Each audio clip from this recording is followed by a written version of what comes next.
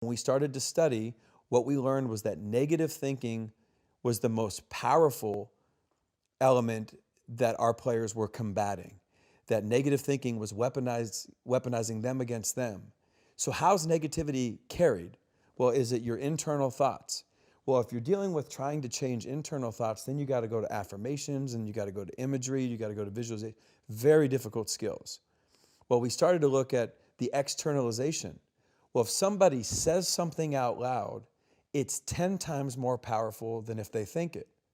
And then as we started to study the data, particularly data that was just reinforced by Christine Porath from Georgetown and Harvard, that negativity is a multiple of 4 to 7 times more powerful than positivity. So think about that. If I say something out loud, it's 10x. If it's negative, it's 4 to 7 times more powerful. So when I say negative things out loud, it's 40 to 70 times more likely that that will happen or cause a result that won't be good for me than if I just didn't say anything.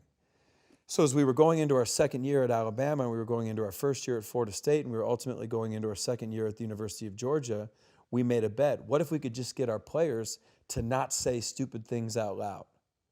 What if we could just do that? Not teach any element of positive thinking, but eliminate conversations about the Heat, complaining about coaches, complaining about circumstances, complaining about situations, verbalizing negativity. But we weren't going to lie to them and say, hey, be positive. We just taught them the data. And then what we did was some of the things that you noticed in the book, the stories in and around negativity are incredible.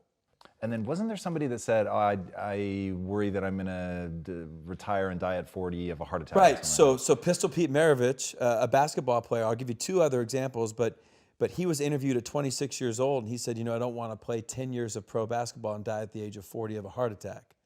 Well, he played 10 years of pro basketball and in Pasadena, California, died of a heart attack at 40.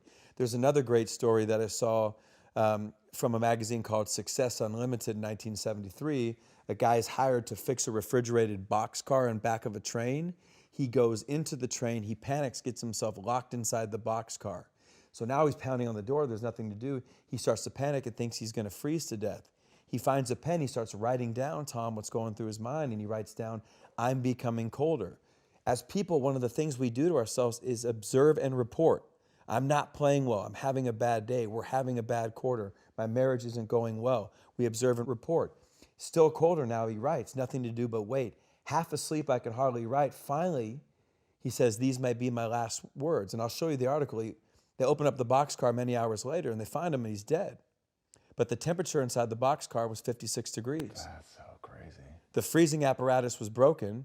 There was plenty of air in the boxcar. There was no physical reason for his death. The best they could say is somehow he talked himself into dying. And as you know, the book covers the psychogenic death in and around the Korean War.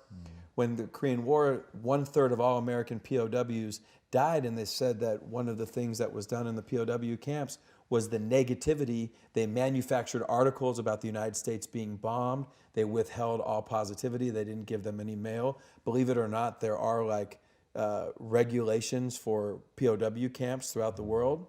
And ultimately, they filled up these healthy American soldiers with all this doubt. A priest would end up calling it give-up-itis, and healthy American soldiers over a period of days would walk over to a corner, sit down, and die of broken hearts. So negativity is the most powerful thing we're combating. Look at our politics today. A positive message versus a negative message, it's no chance. Have you ever